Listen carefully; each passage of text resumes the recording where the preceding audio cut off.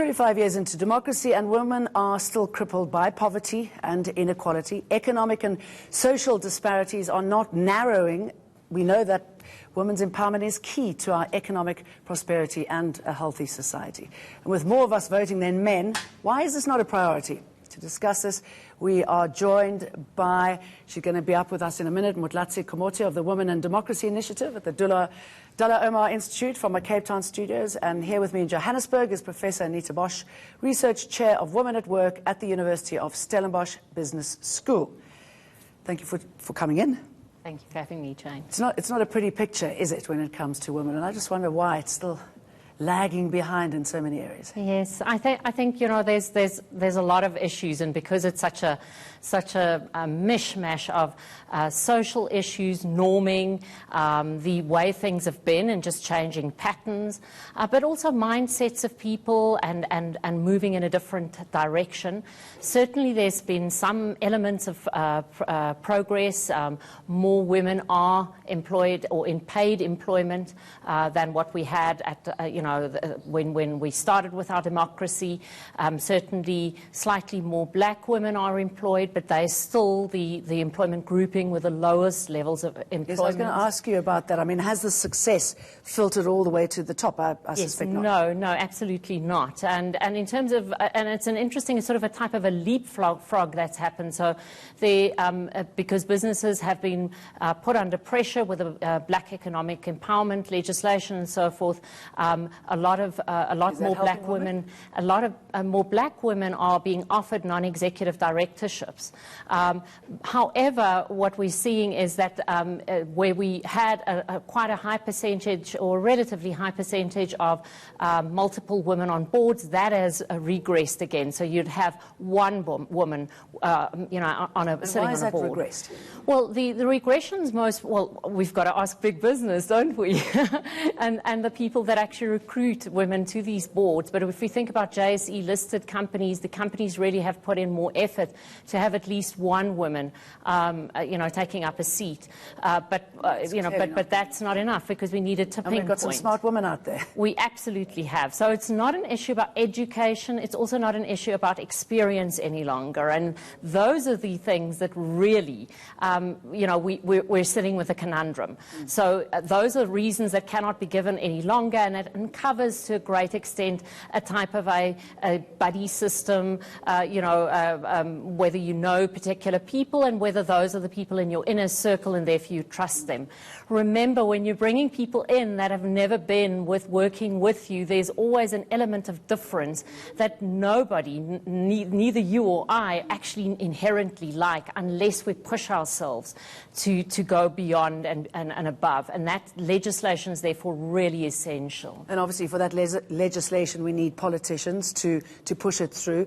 So let's talk a little bit about what has been said about this. Winding up his party's election campaign, ANC President Cyril Ramaphosa said patriarchy is denying women their rights. The women of our country remain the pillars of the communities of our country, and yet patriarchal attitudes continue to deny women and the girls of our country their dignity and their rights. EFF leader Julius Malema, speaking at his party's final election rally, says women are in charge of his party. Women can be better leaders. They've always been better leaders, because if you say you can't be led by women, it means you are saying you can't be led by Winnie Mandela. Now, the only political party with women at the center of its manifesto, Women Forward, says women need to take their rightful place in society. When we talk about leadership, we talk about it across the board. We're talking about business, we talk about everywhere. I mean, talk about sports, talk about everywhere. I mean, life is also women. Wherever you find life, you have to find women. And let's bring in Motlatsi Komote. Thank you very much for joining us in our Cape Town studio. We've just been listening to bites from 4 parties, 3 parties, we didn't get the DA in there. And I'm just wondering what you make of what has been said, if there is enough incentive to change the way women are dealt with in a corporate structure and at the lowest levels. Good evening. Personally, Jane, I don't think there's enough incentive from the political parties from what we've seen. So they say all the right words and they say the things that they think we want to hear. But unfortunately, they don't seem to consider the intersectionality of women's rights. So, you know, for example, they speak about the national minimum wage, but what you then realize is in some of those areas where they speak about employment or women's employment, they actually provide more money towards male-dominated sectors than they do for women, dominated sectors. So it's very difficult for us to really agree with the political parties. And I do think that strides have been made around women's rights and assisting women with employment. But I think, again, it just sounds like it's the same lip service over and over again. I mean, even the Women Forward Party, I'm just wondering what you make of that. I mean, here we've got women driving this change. You think that they'd be in a position to at least settle something, at least make some dramatic advances? I think if given the opportunity, they might be able to implement some change. I think it's quite difficult to say realistically, just considering the fact that we haven't yet tested them, and it's much easier to speak about the DA, the ANC and the EFF because we know of them, we know of their policies, but it's quite difficult for a party that is, for the most part, unknown. And why do you think women don't get together as a big bloc and vote for change? I think we do, but I think we've then come to realize that, you know, the parties give us the same kind of lip service and the same kind of information in their manifestos. So, for example, you've got the EFF speaking about 50%, providing 50% incentives for women and youth, and you've got other political parties referring to women and children.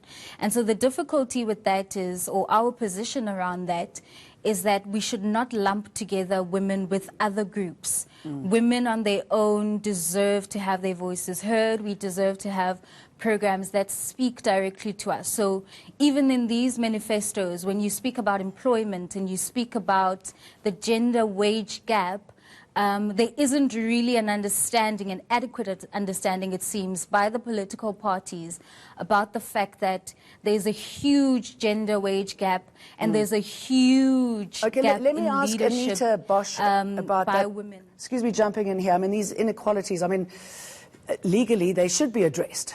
We should be on a parity, and it's not happening. Yeah, we're busy doing work at the moment to look at systems across the globe, for instance, with regards to the gender wage gap in terms of public reporting. South Africa, yes, we do have with the Employment Equity Act a level of reporting, but it doesn't get made public. And so there's different systems, and so the acts that we have in place are really great, and they have brought us to where we're at, where, for instance, women at the lower band, according to Ms. Masomi's or Dr. Masomi's research at UCT, women at the lower levels have certainly, there's an equalizing minimum wage. But then in the middle band, we're sitting with a median gap of between 25 to 35% of wage gap. How much of an enemy is a woman against herself? And I'm sure I could phrase that a lot more articulately, but it's not going to happen tonight. I mean, we are our own enemies, aren't we? There's jealousy there, there's stereotypical images. I mean, is our mindset too outdated to push that glass ceiling. Jane, this is interesting. A colleague of mine and I are actually doing a study at the moment about that, whether there is really women's solidarity or not. And women express that solidarity in a very different way. One of the things that we shouldn't forget is that paid work has been dominated by men for a great number of well, actually more than a century, right? And so given that, a woman in paid work at a senior level is really an anomaly. So what we do tend to find is we don't investigate men's quarrels with each other in the same way that we would, for instance, look at a woman with regards to the Queen Bee syndrome that's well documented and so on. So our argument at the moment is that perhaps we're using a different set of lenses for women yet again when we're looking at women and their struggles and organizational politics, which happen in all spheres of business, men on men as well. Make our lives complicated, don't we? Motlati, very briefly, if you will, I mean, the advantage to empowering women, it's quite staggering, isn't it? I mean, you've got an educated woman, a woman earning money, it makes such a dramatic impact on society. Yes. Yes, it does, Jane. And just to further add on to the last point, I actually have to disagree about women not coming together. I think that we tend to put women at a much higher, status than we do men. We really are hard on women, and I think we forget that there's a lot of patriarchy and misogyny that women go through, which makes it so much harder for them to live the lives that they should, essentially. But I do think that women are coming together. We've seen it with the Shaisfuba movement. We've seen it with the Total Shutdown March. We've seen it with other movements prior. And I think women are coming together and women are saying that enough is enough. Their voices need to be heard. Okay, and what's quite interesting let's leave it on that. When you leave it on that positive note. Motlati Kamote and Anita Bosch, thank you very much. Still ahead, Israel and Hamas